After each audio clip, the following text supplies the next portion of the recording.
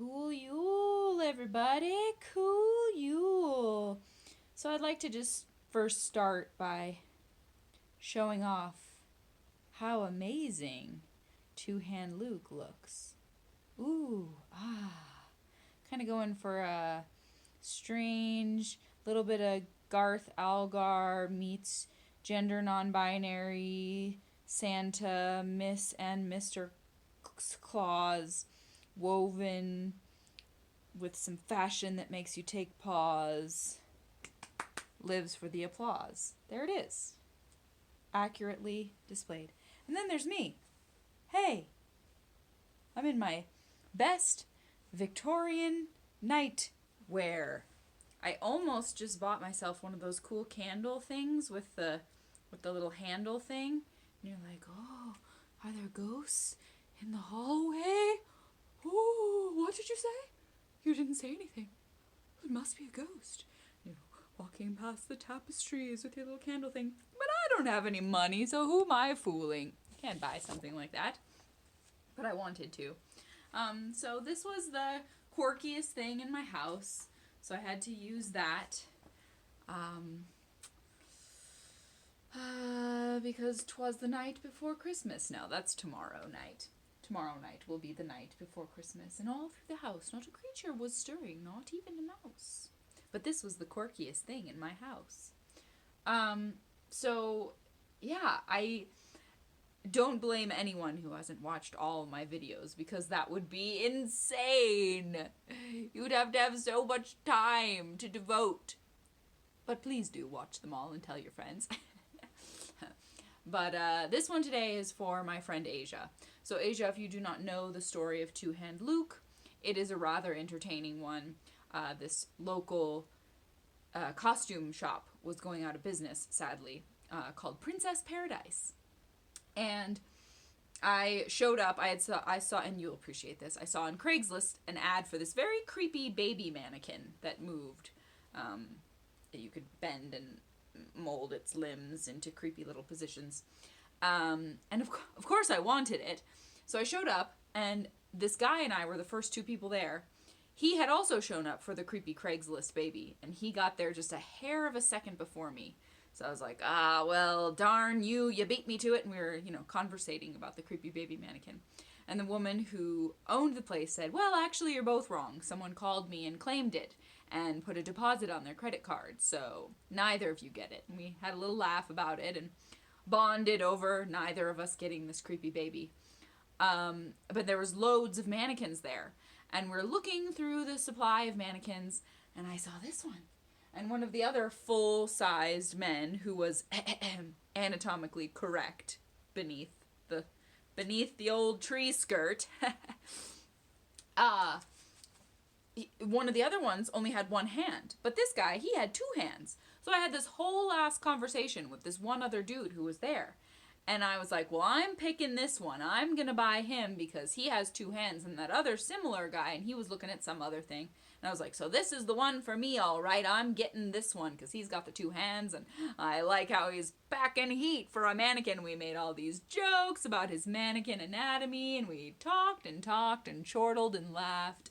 And I even went so far as, and I said it verbally, I took a sticker, and I said, I'm going to write sold on him and put it on his chest because this one's mine. And I put it on the sign, I put it on his chest, and he was right there because the woman had suddenly gotten very busy, and all of a sudden there was very many people buying tutus and frou-frous and all the things. So I said, this guy's going home with me.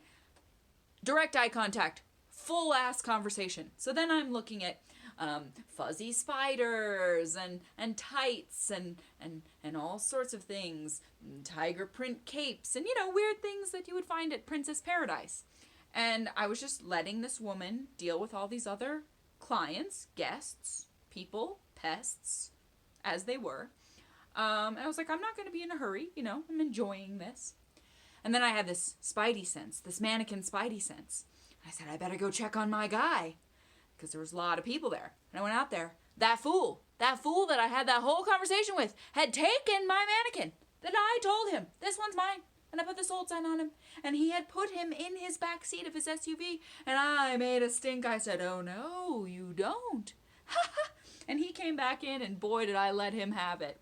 You know, this was peak pandemic, so I was just over it. I was over people, and I said, hey, remember how I had that whole talk with you for about 10 minutes about how this was the mannequin I was choosing, and I put the sign on him, and it said sold, and I told you that this is the one I'm taking, and we directly had a whole exchange. Remember that?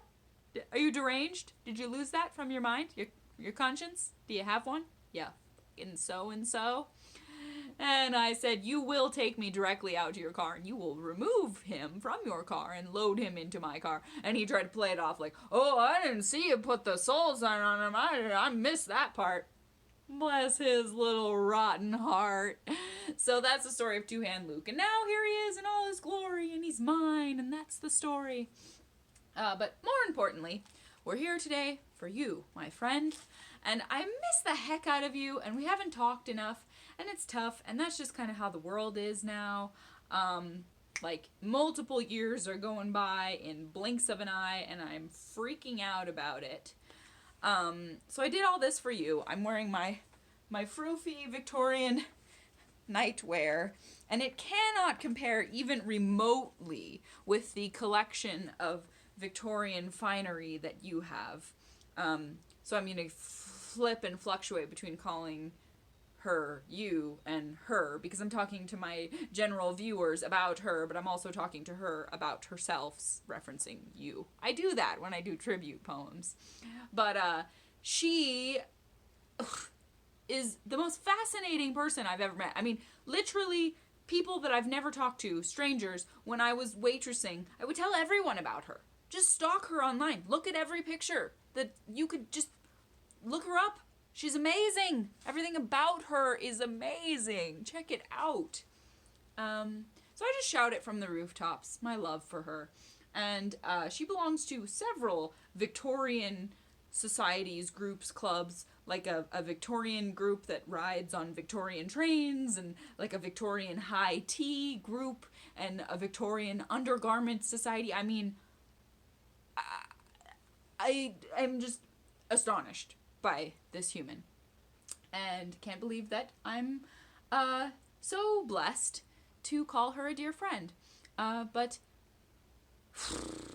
the world's been bending us, you know, like a Gumby doll in multiple directions, and it's been quite challenging. I sent her a beautiful collage that I made for her, specifically with her in mind the entire time. But that's not enough. I mean, I want to hear her voice more. So this is a plea for that. And just since I have begun my 365 journey, I knew that one of these would be for her. And I figured, may as well do it as a Christmas gift. I also did my hair in Victorian rags, if you will see. Not to brag, but my hair's curled with rags. Just like the little fresh-faced Victorian lady that I am. And I have about 0% confidence that this will turn out even half as well, even 10% as well as it did when I was 10 years old playing Amy March in Little Women, and my mother helped me do this every night before the performances, because I was already so annoying and method at 10 years old that I insisted I cannot use normal curlers. I must curl my hair with rags, as Amy would have.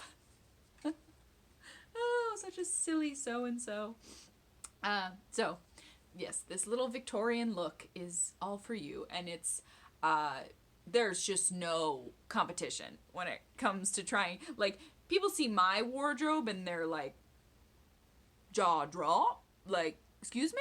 What, does it ever stop? You know? And I always joke, but it's not a joke, it's actually true. I could probably crush 10 grown men, maybe 20, with all of my wardrobe, accessories, all the clothes, all of it. If you were to drop it on an army, you could probably crush them. But it does not, I mean, you cannot even imagine how incredible her collection is. I mean, mine pales in comparison. So anyway, we'll get to it. Here's the poem. Here's my gift for the most unique person I have ever known. And here it is. From me. From my little Victorian candle-holding heart. It's called It's a Bird. It's a Superhero. Oh wait, it's someone I know. She's a true muse who inspires everywhere she goes. We met, mostly nude, save for some cleverly placed plumes adorning our posed figures. Immediately I saw you as bigger than life. And not just because of your substantial height.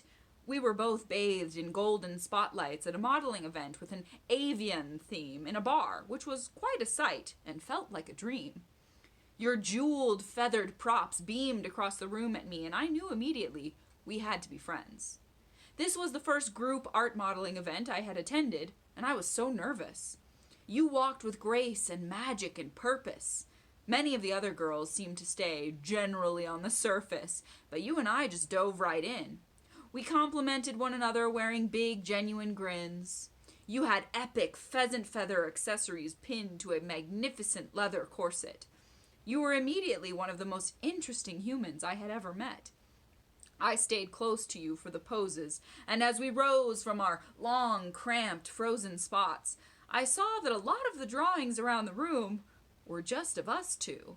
This would renew my confidence, but also set in motion a somewhat unfortunate reoccurrence of several such instances where you and I drew a lot of attention and were called on for the best jobs. But I don't even have to mention this also attracted globs of jealousy stuck on to you and I both. We had to cope with glares and eye lasers shot in a most spiteful fashion from other models in the group with a passion for competition. Their ammunition was all psychological, and it pulled on me most painfully. But you helped me to sustain an armor, to be an artist's charmer, unfazed by those who questioned how we garnered so many choice gigs. Many of the models stepped outside to smoke their cigs. We started to dig into all our similarities and very unique attributes. I saw you as stunning and mysterious and funny to boot. You also gave me very astute advice about who in the modeling world was actually nice and who was hiding their hearts of ice by putting on a front. In LA, people hunt for your weaknesses and prey on them to mess with you. And you gave me many a clue to maneuver those Hoover vacuum energies. We quickly became dear friends. The first time I came to your house, I could barely comprehend how one person could have so many astonishing qualities. You were well skilled in unique taxidermy and had a huge glass case of squirmy bugs that dug into the flesh of whatever skull or skeleton you'd be attaching to a Victorian vest or mounting on your wall. You led me down a long hall into the costume sanctuary. It was equal parts brilliant, jaw-dropping, inspirational, and scary. Your resume is certainly as varied as your personality. Your speciality is making the most bonkers costumes anyone could hope to see. The multiple sprawling closets before me floated me on a sea of imagination. It was like a vacation for my brain. Your talent is insane. You dabbled in the vein of Renaissance, flowing dance costumes, zombies from the tomb, blooming neons, peons, and noblemen, mind-bending futuristic fashion, and a strong passion for Victorian undergarments. You augment everything you touch with so much vivid wonder. I was certainly under your spell. Your room was full of characters, some heavenly, some from hell, and you combine it all so well. In this walking, talking show and tell that you are. I knew I was in the presence of a true star. You drove a beat-up car, wearing the most far-out get-ups that anyone you drove or walked past would be talking about for a long time. Your mind is so complex, and yet you hardly give yourself credit for it all. You are the belle of the ball everywhere you go. Even when you showed me around Alameda and we went to eat fried chicken, you had everyone in the joint smitten with you as you entered in true Asia style, sporting a complex Lolita anime dress, eyeball bows in your masterpiece architectural hairdo, and an intriguing smile. While others shuffled around the pandemic in sweatpants, you enchanted the world on the front of LA Weekly, dressed like a doll from a fantasy novel, complete with fascinating baubles. giving an applaudable and honest account of what it was really like to have suffered through COVID-19, but getting through it looking like a queen. And the mean old universe had you catch the vile thing over your birthday, no less. But you face every difficult test with humor, truth, and enormous strength, which is proof of the great length of scroll that would be needed to hold all the praise I have for you. You are not swayed by this world's constant pressure to measure your worth by your ability to swallow adult expectations. You don't play with those limitations, and I admire how much patience you have with truly fucked up situations. In these past few years of intense contemplation, I've thought of you so much. How you touched my life with this bright vibrance, and you have no idea how much you uplifted me and gifted me with this desire to keep finding reasons to be inspired in this sometimes monotonous society. I think so highly of you and how you face all that you've been through. Obviously, this past year I've been pretty damn worried about you. When I heard the news that you were battling breast cancer, I panicked and I cried. But I didn't want to push you for answers, so I kept much of what I was feeling inside. But I can't lie, I spent a lot of time looking at your truly otherworldly pictures online and just focusing my mind on your wellness. The world has been kind of a mess, and people seem to communicate less and less. We've done our best to keep in contact, but I just want to take this poetry opportunity to tell you that you have had and continue to have such an indescribably vast impact on me. You're kind of my hero, if that wasn't already evident. I truly think that the juju of the universe sent you into my sphere of existence when I was feeling such great resistance to everything I tried to achieve or enjoy. It was like the goddesses deployed you into my view right when I was about to slump my head and say, "What's the use?" You swirled in as a raven-haired muse with streaks of red running through, your locks always styled into a work of art to match your frock and reflect your creative heart. You helped me restart my motor just when I was ready to lower my bar because everything felt so damn hard. You live too far away to come over and play dress up, but anytime I feel confident enough to strut with a little "go me, what," I think of you and how much you radiate fabulousness through and through. You blew me away within 5 seconds of meeting you, and that feeling only grew the more I was lucky enough to be around your true and one-of-a-kind energy. You belong to a freaking Victorian reenactment society. You were recently on my TV in all your style and glory as Basura, the superhero who turns trash into treasure. And for the record, the other superhero hopefuls were cool, but couldn't measure up to you. Everything you do is dialed up to the max and soaked in panache. You have a stash of collectibles that is so enviable. You pull all eyes to your spark, and being around you is like being in the best amusement park. I know whatever you embark on in your voyages will be better for your part in it, for the benefit of your brightly lit essence. And I hope that the lessons and tests and blessings you pick up along the way are worth the outfits you bring to the table every day. You are way beyond what I've come to expect from humans. You are tuned into multiple dimensions, not to mention all the best fashion eras. And honey, you wear your mojo well. I could tell as soon as we met that our forever friendship was a sure bet. You are as amazing, gorgeous, distinctive, and ultra cool as it gets. And I could live 300 years and not find someone with such clear, badass, first-class qualities. You're the only person I know commenting on criminal psychology shows who also glows to talk about old graveyards and got to star in a show where you met the Stan Lee. Life has been undeniably hard, but you charge ahead with such vitality and beautiful intensity. Our friendship was meant to be, and you are so rare and so dear to me. Miss Noir, Miss Superstar, Miss Charged with electricity. No matter how far you are from me, I'm extremely lucky to call you my friend. I send you love covered in velvet gloves, hugs, heaps of frosting, and deep admiration. You possess a strong concentration of wowza and pizzazz and all that jazz. Who could have predicted this world shifting as much as it has lately?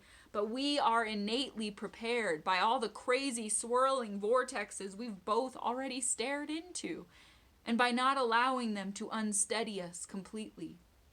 Meet me in some state or country one of these days soon. We'll laugh like loons and dress up like cartoons. Send me thoughts. Send me pictures. Send me tunes that help you get through this weird mixture of corporate greed, robots who feed on our data, human hate, and a state of emergency that just won't relent. People are scared and worn bare and bent out of shape, but we both have invisible superhero capes. I know we can make it through this bizarre landscape of what is and what awaits.